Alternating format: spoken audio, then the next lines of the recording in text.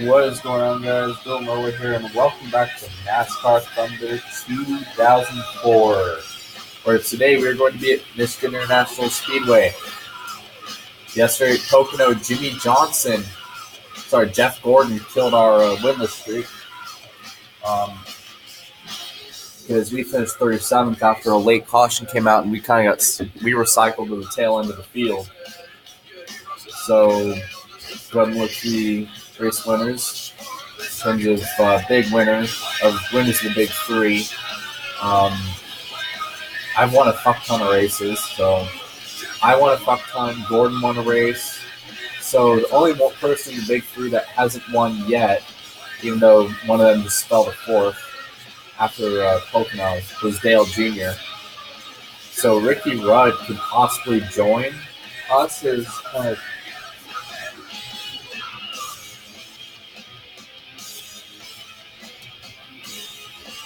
So Ricky Rudd could join him, but only time will tell.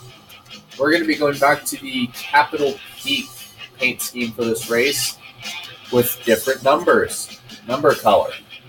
Actually, I should probably change the number back to 115.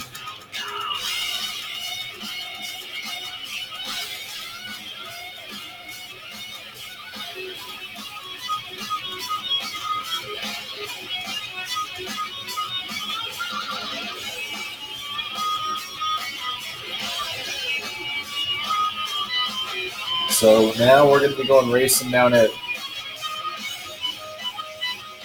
Michigan here very shortly. Some things to note. The American Independence scheme that I've run for the past few races is going to come back at Daytona with the normal 115 instead of 176.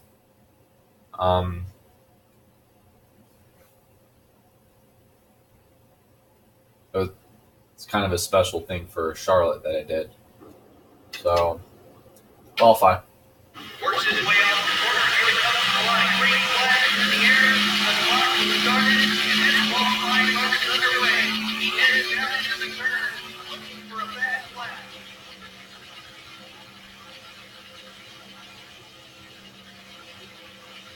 Coming out of turn number 2, down the backstretch. Currently, look like we might have a good lap, but we just got to beat Jimmy Johnson's time, which I think we have a good shot at right here, unless we bomb it right now. Coming out of turn 4, through the line. Looking good. Keep digging. So it's 38-35, or 56, which is a full 2 seconds over Jimmy Johnson, by the way. So, rest in peace. MRN. Michigan International Speedway in Brooklyn, Michigan, the site for another exciting NASCAR Winston Cup race coming up right here on MRN. Michigan is known for some great racing and some fantastic finishes. Barney, what are your thoughts on this track? Well, look for speeds approaching 200 miles an hour and cars running 3 and 4 wide. That's a recipe for some exciting stuff. The 115 car had a win 2 weeks ago and then surprised us with a rather dismal finish in last week's race. Those guys were so excited about their win, maybe they forgot to go back to work last week. I bet it gave them a nice wake-up call, though. You have to stay focused each and every week in this series. Elliott Sadler has an impressive qualifying record at these speedways. Yeah, and I bet he's very thankful he always gets to start up front. It's usually a lot easier to stay out of trouble that way. Things are not going well this year for Ernie Sadler. Yeah, I really feel bad for those guys this season. They come to these tracks and work so hard, but they just never seem to get the car exactly right. We'll get a lot of alternate paint schemes for this race. Kevin Harvick's got his Tasmanian Devil car. Terry Loney's got Cheez-Its car. Tony Stewart's got his Habitat for Humanity car. Brett Bonine got the Hooters Memorial car. Bill Elliott's got his Muppets car. Wow, there's a lot of different schemes in this field.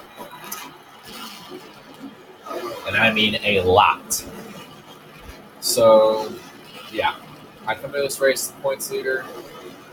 Last week's winner, Jeff Gordon, starts back in 11th. Not sure you guys are... I want to say thank you to those who are staying up late to watch my videos. The NASCAR Winston Cup points leader will be starting. You guys are the real troopers. Pace car is off. Me and Jimmy Johnson bring the field down, and we're green in the Motor City.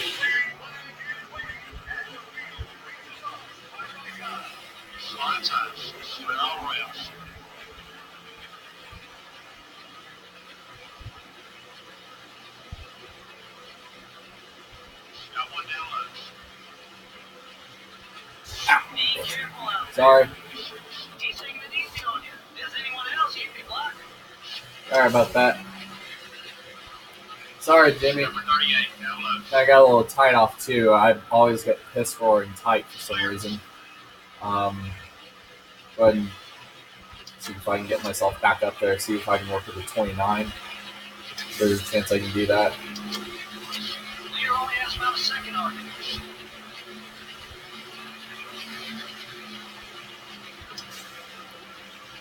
See, there's Dale Jarrett up there, and along with Kurt Busch in the 97, taking the early lead. Fun fact, Kurt Busch actually in the August race actually got into an altercation with Jimmy Spencer for some reason, because Jimmy Spencer is probably the world's biggest arrogant dick. He was like the angry grandpa of NASCAR at the time. Kurt was in the 97. As I just pushed Kevin Harvick to the lead right here. He started 9th. Impressive run for Harvick. He's been really impressive the past couple weeks. Obviously, with the exception of what happened at Pocono with the blown motor. He's been impressive.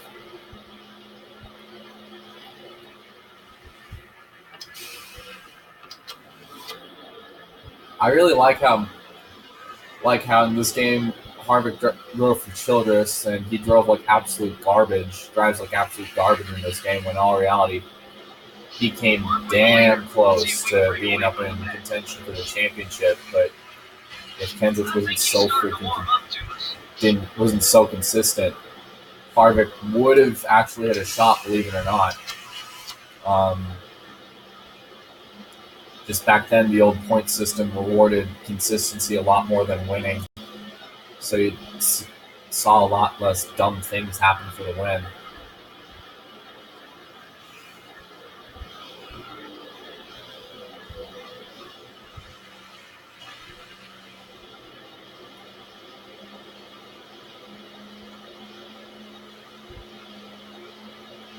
There's me and Kevin Harvick have checked out by probably a second and a half over third place.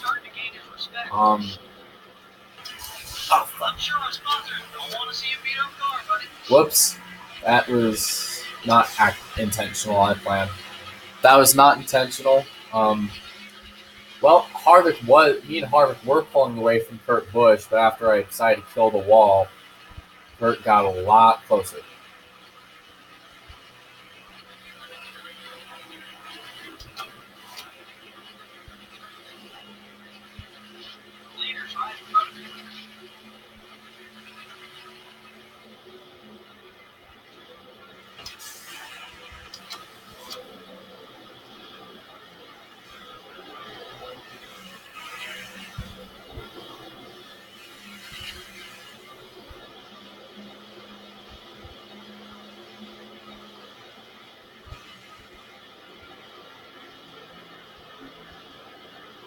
I got a pretty tight draft. I'm staying really tight to the back bumper of the 29 car right now as we continue to pull away from third place Kurt Busch.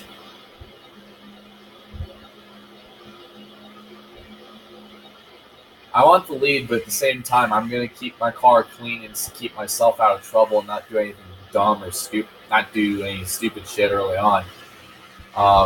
Because like I talked about a couple weeks ago, the more allies you have, the more breaks you're basically going to get from drivers.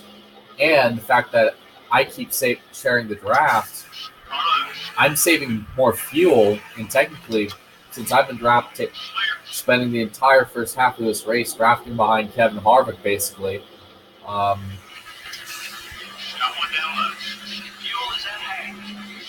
basically save fuel. Save a bit of fuel. It's not, all the fuel in the world, but definitely not. But we definitely saved a lot more than if I had Just gotten balls to the wall right here. And of course, there's times where guys are going to cut brakes unless Harvick decides to block you like he did right there.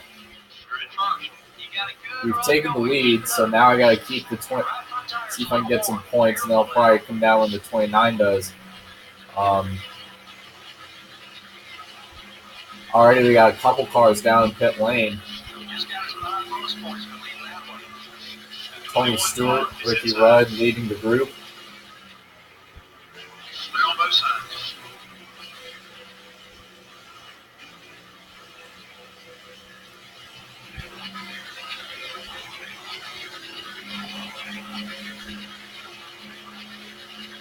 It's like Harvick is catching us a little bit going into turn 3. I'm going to see if he's going to come down this time. It's like he's not this time.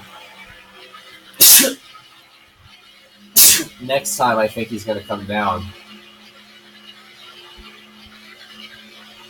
Because he better. I'm not staying out the entire time on fuel. Him or a bunch of other leaders should come down right about now.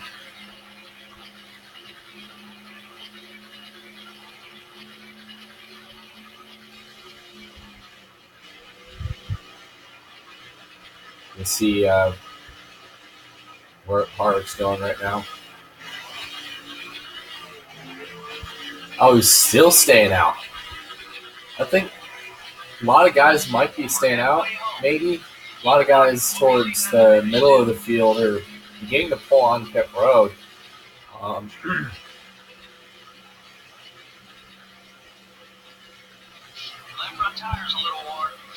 Right now, they are on pit road, so I'm coming down this time. I'm not going to push it.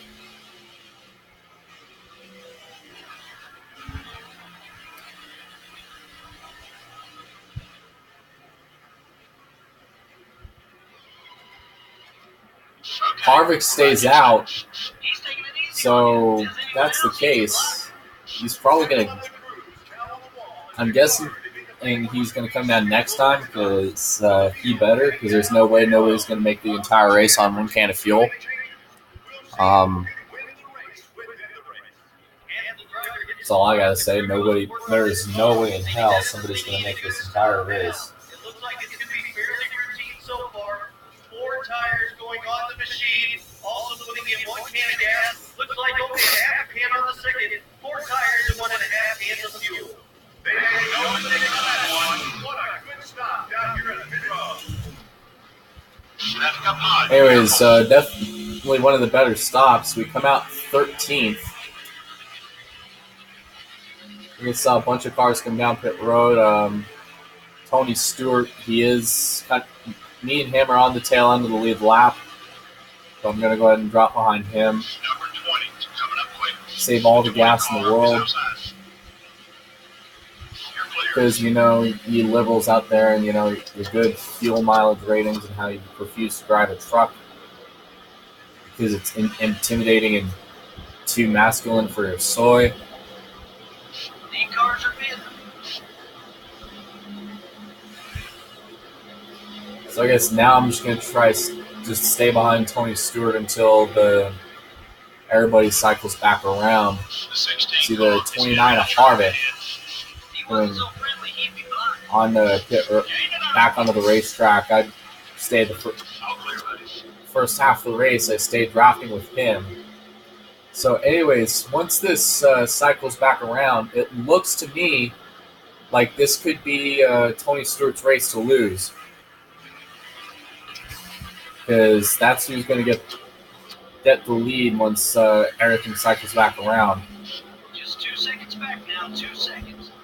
Someone inside. Yep, Stewart just got the lead.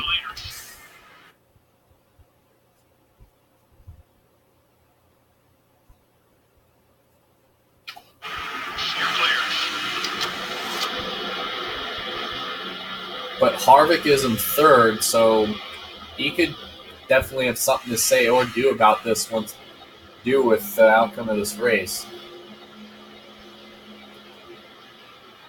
There is a pretty strong possibility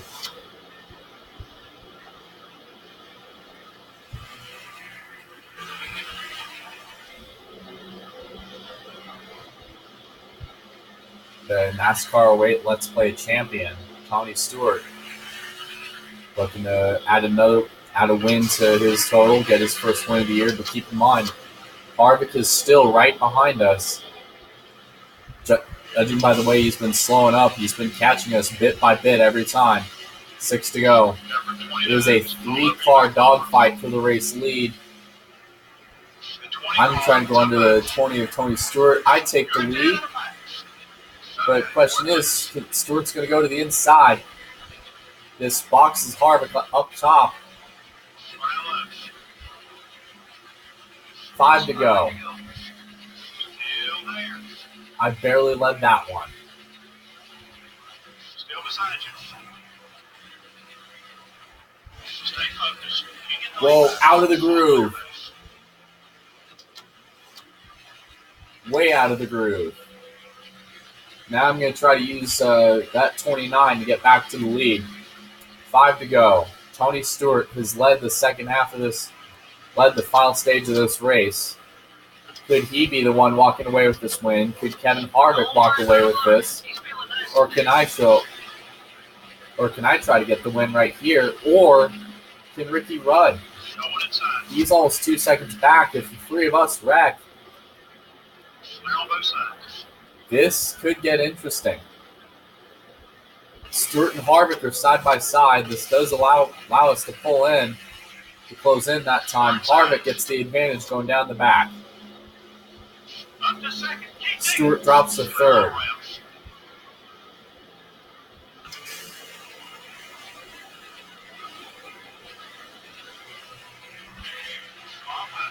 Side by side for the race lead at Michigan. 3 to go. Oh, into the wall goes Harvick.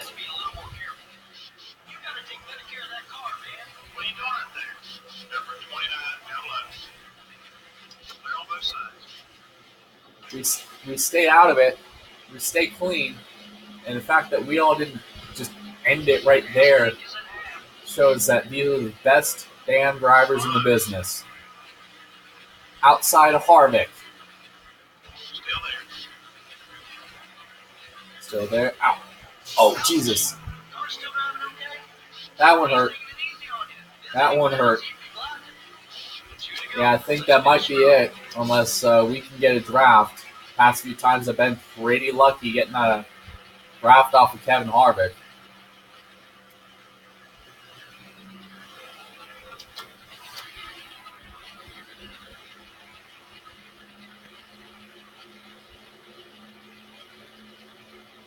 Two laps to go.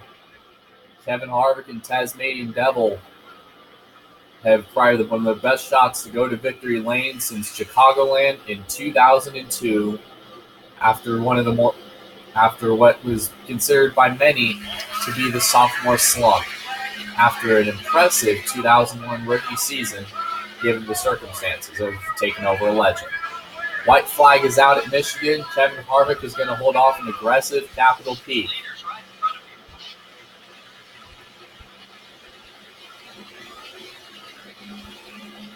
He's right there. He'll try to go for it on the outside. Trying to make it stick on the top lane. Crossover.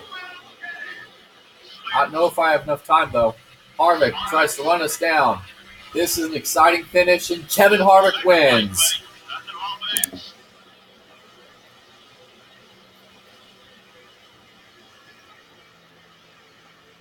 How about a strong run for Dale Jarrett? Was running the whole race. You know, that's pretty amazing. It says a lot about the quality and true talent of these NASCAR Winston Cup drivers. The 115 car seemed to run quite well in this one with the 29 car. There's no better feeling than trusting the guys around you on the track. If you don't have to worry about the guy behind wrecking you, you can focus on the track and running quick laps. Well, it's been a great night of racing. We thank you for joining us. Next up is the Infineon Raceway. Wow, right here. I'm going to see if I can get a reel of this.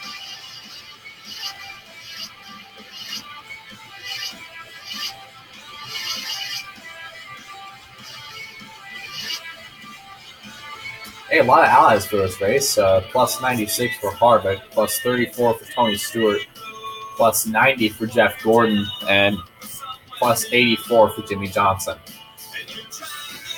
Kevin Harvick won tonight's race at Michigan. Capitol Peak finishes second. Jimmy Johnson finishes third.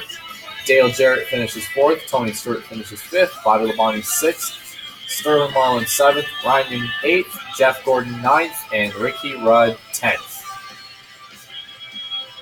In terms of cars falling out of the race, Kurt Busch fell out of the race early after a blown motor. And Christian Fittipaldi was also out of the race for some reason. 0 cautions for 0 laps, 10 lead changes. Kevin Harvick led the most. I led 5. Jimmy Johnson led a lap. Jarrett led a lap. Tony Stewart led 2.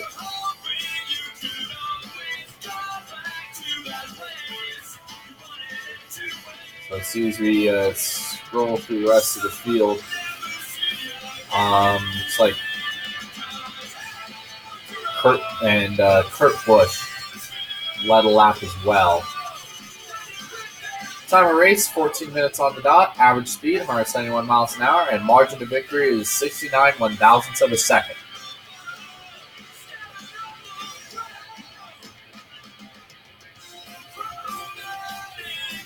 But still, what a finish. Finish, though. And we got to go to Sonoma where I can possibly lose all my friends. Unless I get a spot that's not,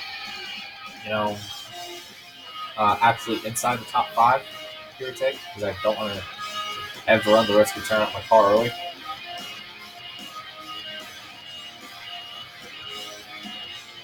So, point standings, things stay relatively the same. Gordon cuts into my lead up to 210. Ricky Rudd, 368 back. Dale Jr., 403 back. Sterling Marlin, 443 back. Matt Kenseth, 474 back. Ryan Newman, 492 back. Jimmy Johnson, 512 back. Mark Martin, 555 back. And Bobby Labonte, 562 back. You see the rest of the field. Rest of the point standings. How about Kevin Harvick up to 15th with that win? See the ally rivals, definitely a lot more allies. A